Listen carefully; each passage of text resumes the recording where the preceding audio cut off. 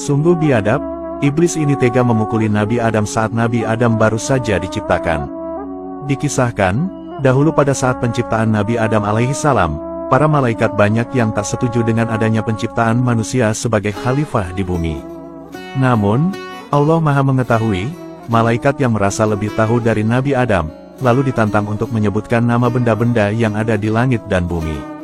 Namun sayangnya, malaikat itu tidak mampu menyebutkannya. Selanjutnya, Nabi Adam diperintahkan untuk menyebutkan nama-nama benda itu semuanya. Alhasil, Nabi Adam mampu menyebutkannya karena sebelumnya telah diberi ilmu pengetahuan oleh Allah Subhanahu wa Ta'ala. Allah Subhanahu wa Ta'ala dahulu menciptakan Nabi Adam dari tanah liat. Lalu, diberilah bentuk pada tanah itu dengan kekuasaan Allah Subhanahu wa Ta'ala. Setelah itu, jasad Nabi Adam alaihissalam digeletakkan selama 40 malam. Di masa itu, iblis menghampiri jasad Nabi Adam dan memukulinya dengan kaki. Kemudian keluarlah suara seperti tembikar dari tubuh Nabi Adam alaihissalam. Waktu itu tubuh Nabi Adam berongga dan tak berisi. Kemudian, iblis masuk ke mulut dan keluar dari dubur Nabi Adam, lalu masuk melalui dubur dan keluar dari mulut lagi.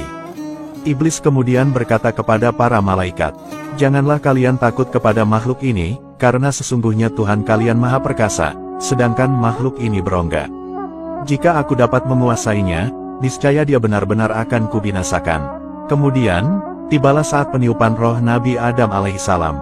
Allah Subhanahu wa Ta'ala lalu memasukkan ruh Nabi Adam ke dalam jasad Nabi Adam dari atas kepala. Saat ruh Nabi Adam sampai di kedua matanya, maka seketika ia dapat melihat buah segar yang ada di dalam surga. Ketika ruh sampai di perut jasad Nabi Adam, maka timbullah rasa ingin memakan buah yang ada di surga. Ketika ruh sudah masuk sempurna ke dalam tubuh Nabi Adam, maka seluruh anggota badan beliau dapat bergerak dan berfungsi seperti manusia pada umumnya. Setelah itu, Allah memberi perintah kepada para malaikat dan iblis untuk melakukan penghormatan sujud kepada Nabi Adam alaihissalam. Seluruh para malaikat lantas mentaati perintah itu. Namun sayangnya, hanya iblis yang membangkang.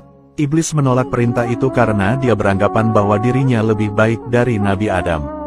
Nabi Adam tercipta hanya dari tanah, sedangkan iblis dari api.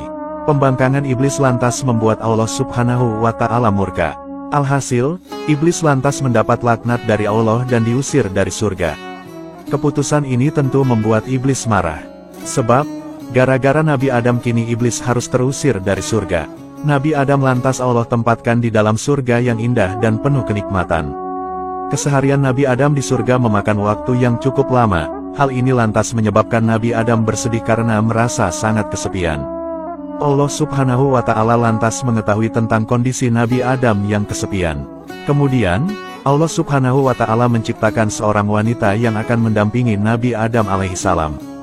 Allah Subhanahu wa Ta'ala lalu menciptakan seorang wanita dari tulang rusuk Nabi Adam bagian kiri. Wanita itu lantas diberi nama Siti Hawa, yang mana beliau merupakan ibunya seluruh umat manusia.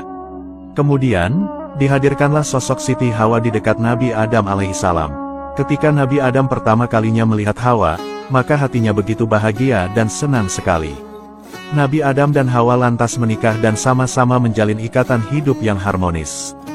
Betapa senangnya Nabi Adam karena sekarang beliau tidaklah sendirian lagi. Nabi Adam dan Hawa akhirnya dapat hidup bahagia di surga bersama dan menikmati segala fasilitas yang ada di dalam surga. Meskipun Nabi Adam dan Hawa diberi kebebasan hidup di surga, tetapi mereka harus tunduk dan patuh terhadap peraturan perundang-undangan yang Allah berikan. Allah Subhanahu wa Ta'ala berfirman, "Wahai Adam, bertempat tinggallah kamu dan istrimu di surga. Serta, makanlah olehmu berdua buah-buahan di mana saja yang kamu sukai, dan janganlah kamu berdua mendekati pohon ini, lalu menjadilah kamu berdua termasuk orang-orang yang zalim." Quran Surat Al-A'raf ayat 19. Di dalam ayat tersebut, Allah Subhanahu wa Ta'ala menjelaskan bahwa ada satu pohon terlarang di surga yang tidak boleh mereka dekati apalagi dimakan. Buah itu adalah buah khuldi. Selama beberapa masa di dalam surga, Nabi Adam dan Hawa masih mampu dan patuh terhadap aturan yang ditetapkan Allah Subhanahu wa Ta'ala. Namun, iblis selalu memata-matai mereka. Iblis berusaha mencari tahu tentang apa kelemahan manusia. Kemudian, iblis berhasil mengetahui bahwa kelemahan manusia ada pada nafsunya. Iblis lantas berupaya membujuk Nabi Adam dan Hawa untuk memakan buah khuldi dengan segala cara. Buah huldi adalah buah yang rasanya paling nikmat di surga waktu itu, kelezatan buah di dunia, tidak ada yang bisa menandingi buah huldi. Iblis lantas merayu dan berkata kepada Nabi Adam alaihissalam, "Wahai Adam, maukah aku tunjukkan kepadamu pohon huldi dan kerajaan yang tidak akan binasa?" Iblis berupaya merayu Nabi Adam agar memakan buah huldi dengan iming-iming hidup kekal selamanya. Nabi Adam awalnya kurang percaya, tapi beliau lantas berpikir, apakah benar apa yang diucapkan iblis itu? Namun, akhirnya Nabi Adam mempercayai perkataan iblis. Nabi Adam alaihissalam lantas mendekati buah huldi untuk memetik buahnya lalu memakannya. Setelah mereka berdua memakan buah larangan itu, pakaian surga yang mereka pakai lantas menghilang. Nabi Adam dan Hawa langsung otomatis telanjang bulat. Mereka lantas sadar akan kesalahannya melanggar larangan Allah Subhanahu wa Ta'ala. Mereka kebingungan dan merasa malu dengan kondisinya. Setelah itu, Nabi Adam dan Hawa mencari dedaunan untuk menutupi aurat-aurat mereka yang telanjang. Iblis telah berhasil menghasut Nabi Adam dan Hawa hanya dengan embel-embel hidup kekal abadi. Ternyata Nabi Adam dan istrinya telah berani meninggalkan perintah Allah Subhanahu wa Ta'ala, dan lebih terpedaya dengan tipu daya iblis laknatullah. Allah Subhanahu wa Ta'ala pun mengetahui perbuatan Nabi Adam dan Hawa. Allah Subhanahu wa Ta'ala lalu berkata kepada mereka berdua, "Bukankah aku telah melarang kamu berdua dari pohon kayu itu dan aku katakan kepadamu, sesungguhnya syaitan itu adalah musuh yang nyata bagi kamu berdua." Quran Surat Al-A'raf ayat 22. Nabi Adam dan Hawa lantas menangis penuh malu dengan segala penyesalannya. Mereka memohon ampun kepada Allah Subhanahu wa Ta'ala atas dosa kesalahannya. Namun karena sudah takdir Allah, mereka berdua lantas harus diusir keluar dari surga untuk menjadi pemimpin kehidupan di bumi. Untuk kisah selanjutnya, tunggu di episode selanjutnya. Wallahu a'lamu bishawab.